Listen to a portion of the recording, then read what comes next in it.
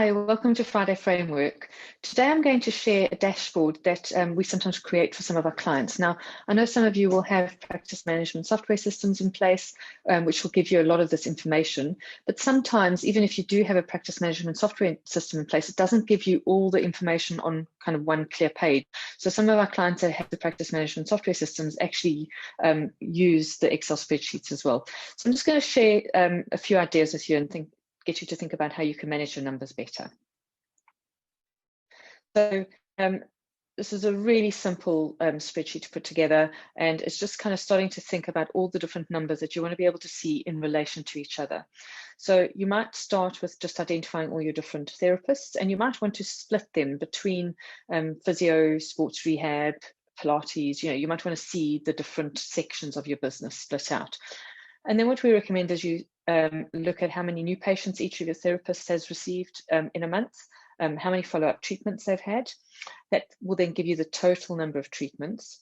You can then measure your patient visit average by simply taking the total number of treatments divided by the total number of new patients in that period.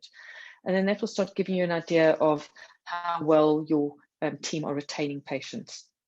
Then another area that you might want to look at is how many cancellations your team are getting. And you might want to split this out into various different categories. So you might actually have a few extra columns here. You might look at cancellations where a patient hasn't rebooked. You might also want to look at what the rate of rescheduling is, and also the DNAs. One of my clients, when we split it out between cancellations and reschedules, we found that an awful lot of patients were rescheduling their appointments.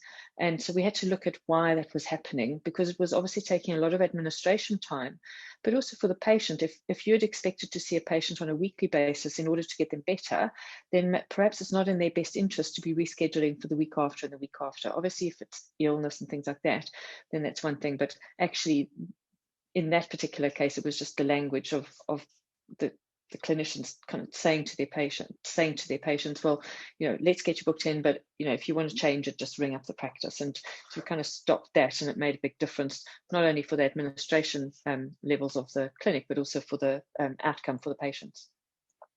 Sometimes just knowing how much the cancellations are costing you can actually get you to actually look at it and see about sorting it out. Now, you are going to have a natural percentage of cancellations, but perhaps not as high as, say, 15%, which is what you really don't want to be having 15% of your patients cancelling.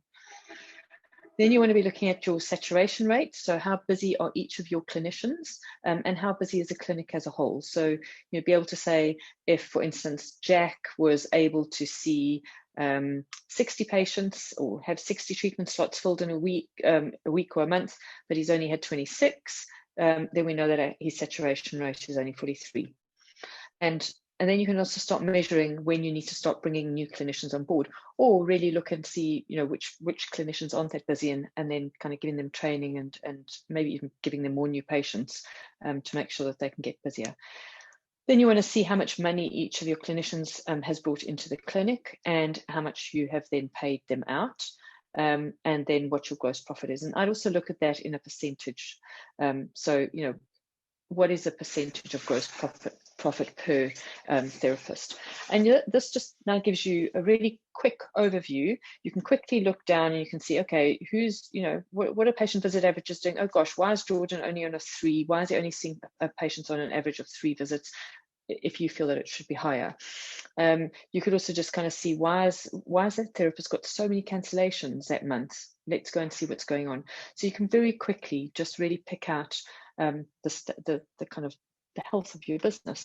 So I hope that this Friday framework has helped you. And if you do need help setting a framework up, please do get in touch with us. We help our clients with this all the time. Take care and have a fantastic day.